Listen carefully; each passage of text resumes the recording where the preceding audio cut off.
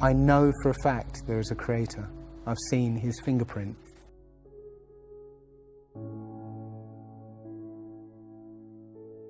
Could be flat, could not be flat. There could be 12 continents. How would you know? That's a matter of how we draw it up. But I feel like with the world, with the earth, when you stand back and you look at the horizon, you can see curvature.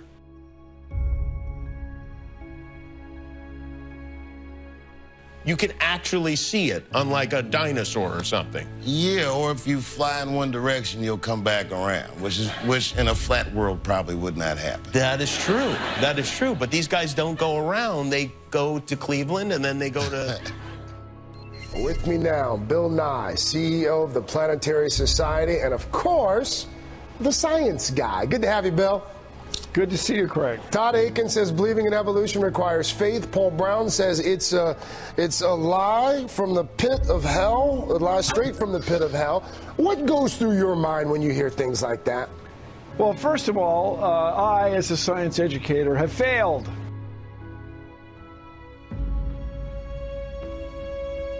I failed. No. Evolution was discovered. It's not something people made up. It was discovered, and the evidence for it is astonishing. It's overwhelming.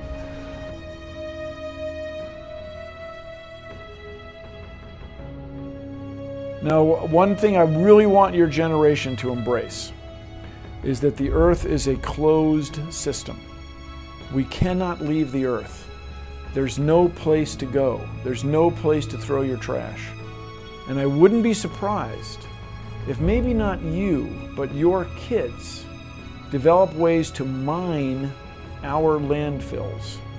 We throw away so much valuable stuff right now, especially raw materials. I may be wrong, of course. Always may be wrong.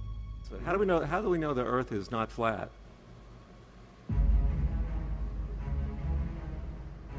We don't. It's flat.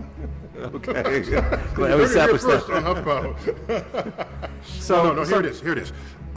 If you are small, as we are as humans, and that is the entirety of your, and that is the source of your understanding of the world in which you live, then of course the world looks flat.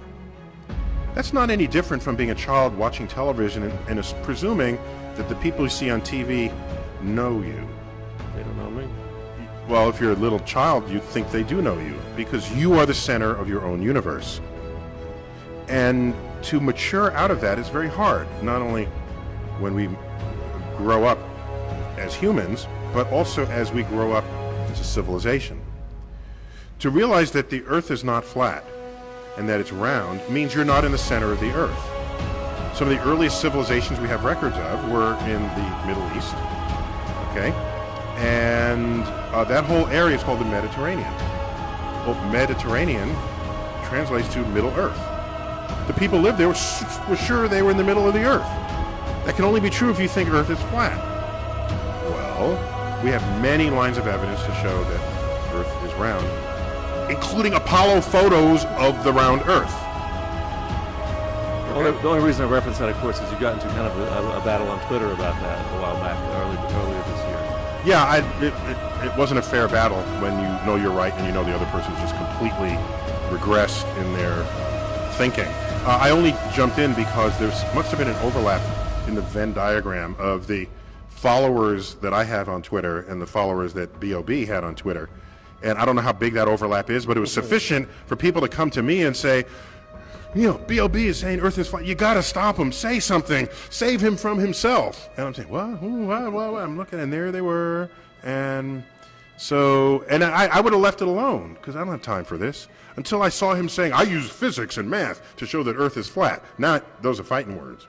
Okay? If he says he's invoking physics and math, let me see where he claimed to do so. I looked where he claimed to do so, and it was profoundly ignorant of formulas and physics related to the physics of establishing the size of the Earth. Now, I don't mind that people don't know things. That's just plain old ignorance. Ignorance shouldn't be thought of as a bad word. All right? Ignorance just simply means you don't know. But if you don't know and you have the power of influence over others, that's dangerous. If you don't know and you don't know that you don't know, that is particularly dangerous. And so and I don't blame BOB, and I blame the educational system that can graduate someone into adulthood who cannot tell the difference between what is and is not true about this world. This geocentricity thing, look, I'm not saying that if you believe in geocentricity, you're a complete idiot. If you believe in the flat earth, you are a complete idiot.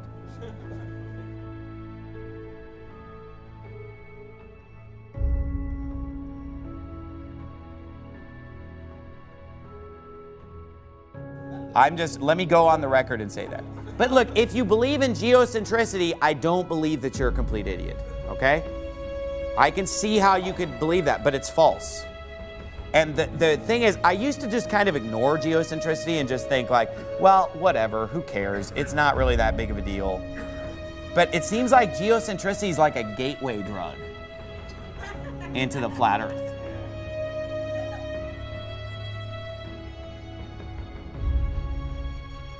You know what I mean? That's what's dangerous about it. It's the gateway drug. I'm serious, okay? So what you have now is you have people saying these stupid things like, what do you expect me to believe? We're spinning at 1,000 miles an hour? You know, I don't feel it. Okay, but here's the thing. Because, you know, the Earth's spinning, right? Okay? I mean, if we're going 1,000 miles an hour, I mean, you know? Or if we jump, we're going to land like, you know, a few feet over or whatever.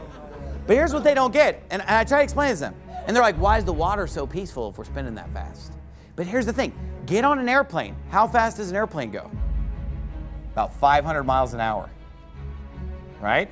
So if I get on an airplane and I'm going 500 miles an hour, I have a glass of water on my tray table, and it's very peaceful. It's not going anywhere. And I can jump up and down as many times as I want, and I'm going they're saying 1,000 miles an hour. The plane goes 500 miles an hour.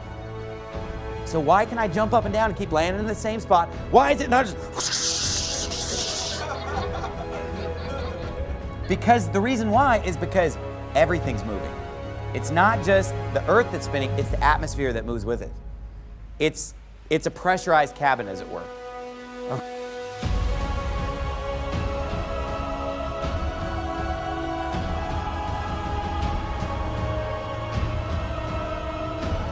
Right? I mean, the air and the atmosphere and everything, it's all spinning, so it's all going the same speed.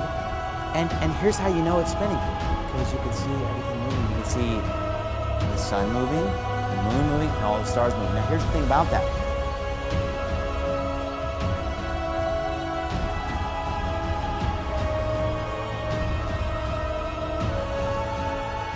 Know that we're not standing still and everything around us is spinning.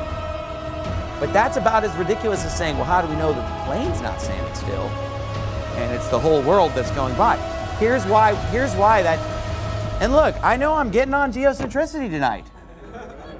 And I hate this stupid subject, but it's the gateway drug, so I got to bring this up. You know, we need like dare to say no to this stuff, okay? So the thing about, you know, dad, what is it, MAD or Mothers Against Drunk, you know, science or whatever.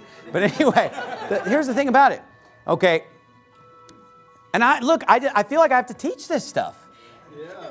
I don't like science that much, but I feel like I have to like talk about science just because to make sure that people know what's up with this. So anyway, where were we? Yeah. Oh, sorry. No, that's all right. You see like the bright light back there? Incredible. Wow. Still see it? Yep, awesome. It's in the camera. Look how fast that's going, man. Look how fast. Are you getting it on video? Yep. Yeah, folks, space shuttle's going off the right side of the aircraft right now. Those of you on the right side of the aircraft, you can see the space shuttle. Wow. On the left side of the aircraft, you can probably see people on the right side of the aircraft looking at the space shuttle.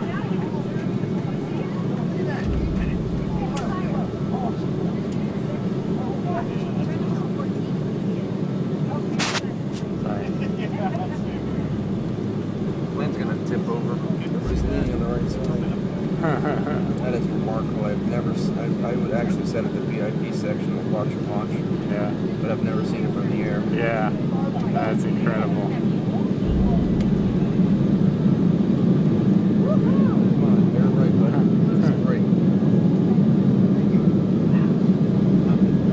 okay? Yep, thank you.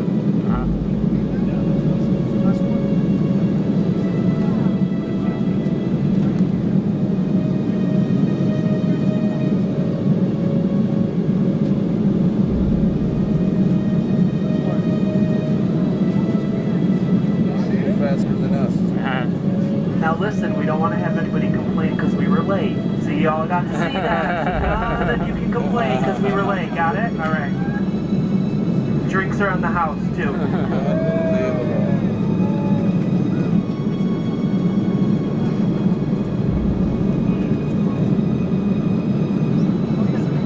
Yeah, pan over real quick so I can get a full shot of the ground.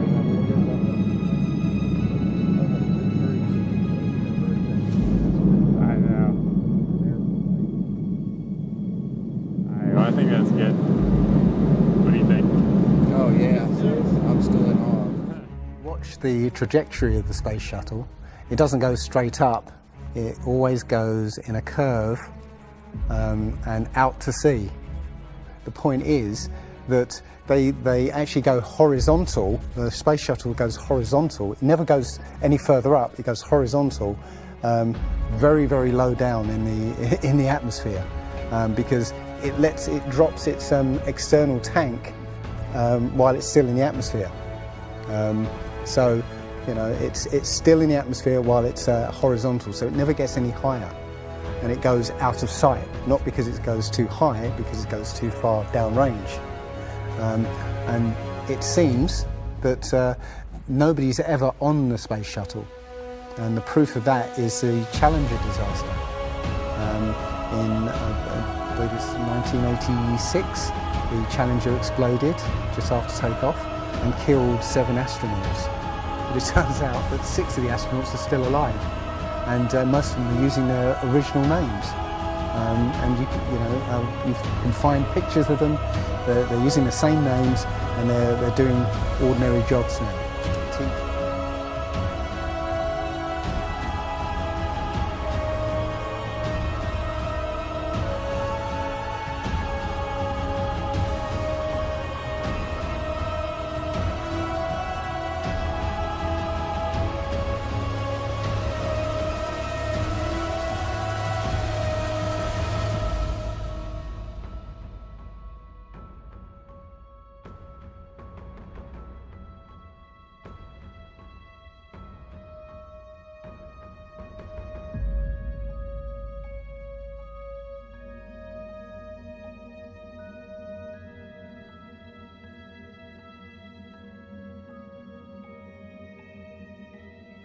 There are many reasons why I believe the topic of cosmology and a flat Earth matters. It destroys the false theory of evolution. It points people to a creator. It reveals that the Bible is literally true in a sense that, honestly, most if not all of us did not previously realize. But beyond all this, the revelation and rediscovery of the original biblical cosmology in current times, these last days, serves another very interesting purpose, I believe. A very poignant and powerful eschatological purpose. Because unlike virtually all other modern attempts to defend creationism, debunk evolution, or expose the satanic deceptions of this fallen worldly system, the difference here is that it takes you all the way back to square one. All the way back to questioning practically everything you were taught in your government-backed education. Questioning everything you grew up being programmed to believe through the television. Questioning almost everything you thought you knew about the cosmos and the history of mankind.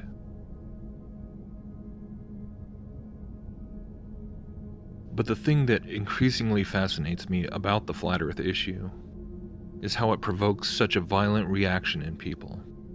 Not just people who are atheists and evolutionists, but from Christians. And not just any Christians, but even Christians who specialize in teaching on eschatology and researching Bible prophecy.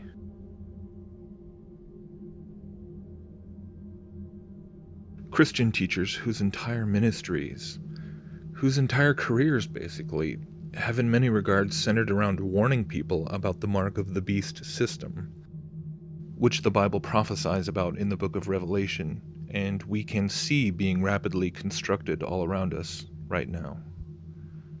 They talk about the mark of the beast, how it might actually be connected to Genesis 6 and have some genetic component, the transhumanist agenda, the alien deception, UFOs, underground government hybrid programs, the technological singularity, artificial intelligence, and on and on and on.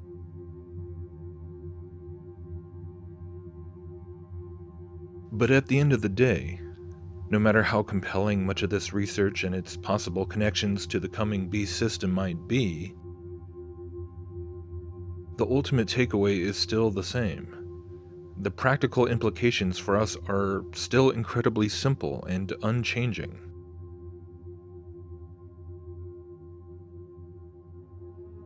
Don't take the mark.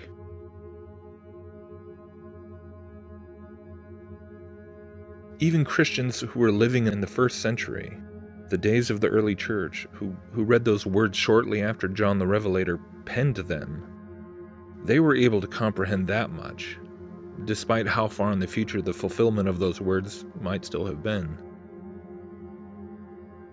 But this is what is so strange, so incomprehensible when it comes to so many of our alleged watchmen on the wall today. These harbingers of prophetic fulfillment in these final perilous days. They write books and make DVDs and give lectures talking about almost every conceivable conspiratorial topic, from pyramids on Mars to the Hollow Earth to the Pope's statements about aliens, trying to decipher it all through the lens of Bible prophecy. But when it comes to the idea that the Earth could be flat, stationary, and enclosed within a firmament, just as the Bible describes, and as they all admit the ancient Hebrew authors of the Bible all believed, suddenly that topic is crazy, considered pure madness, declared as unscientific, and written off as foolishness.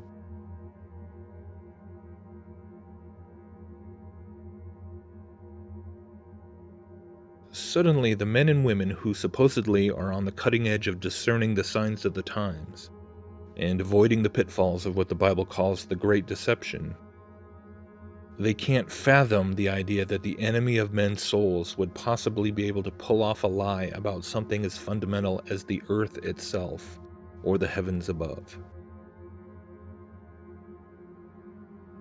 Suddenly we see them resorting to the same mockery that atheists aim at creationism. We see them appealing to the wisdom of this fallen and deceived world to try and justify themselves.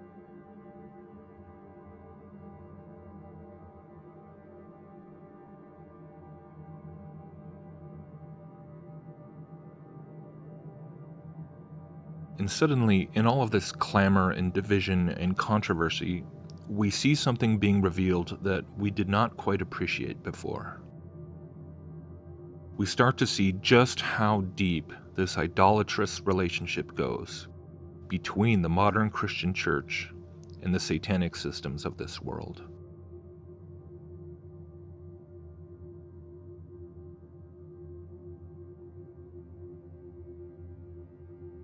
We realize how in so many ways we've continued to try to point to the Bible as the source of inspired truth, but at the same time try to find some way to make it agree with and validated by human wisdom.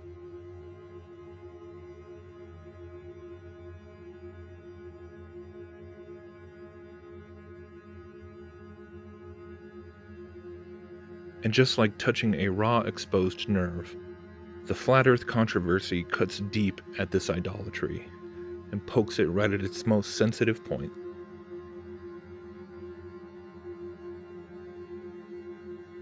And this is how I see this last day's realization, this end times rediscovery, as being a true gift from above, even if most of the church is too stubborn to accept it. Because truly, if you are too afraid to even honestly investigate something right now, even while the world teaches that it's sheer idiocy, that it's absolutely insane and something to be ridiculed and scorned, then how on earth do you seriously think you are going to fare when it finally does come time to make the decision to effectively walk away from every luxury of the civilized modern world in order to refuse to take the mark of the beast?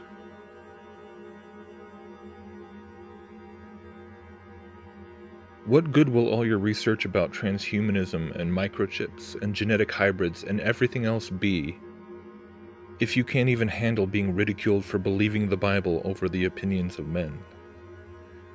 Because when those days finally do come, do you not realize that being mocked or looking stupid in the eyes of the world will be the very least of what you will have to endure in order to not compromise your very soul? Do you not think it will be regarded as the utmost insanity to even consider opting out of the Antichrist's promises of a technological utopia? Do you not think that you will have to resist the pleas of your own family members to just be sensible and do what you need to do to survive? Do you not know that you will face scorn of entire church congregations and pastors who will have chosen to join the system rather than close their doors? Do you not realize that you will have to live by faith in a way that you and I have never really had to do for our entire comfortable modern lives, relying on God alone to provide our basic needs, not knowing where the next meal might come from, not being able to get a paying job, not being able to buy or sell?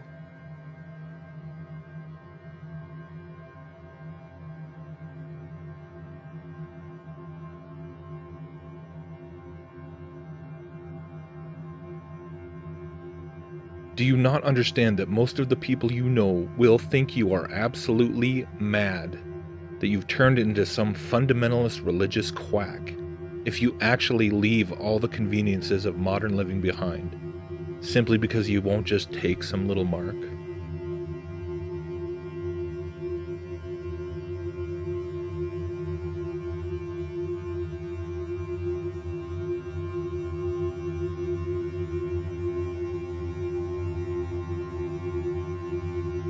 Why do you suppose that you will stand firm in the faith against all the pressures of that system, against all the ridicule, against all the hatred, against being treated like a terrorist and a criminal, even to stand in the face of your life being taken from you if you do not renounce Christ?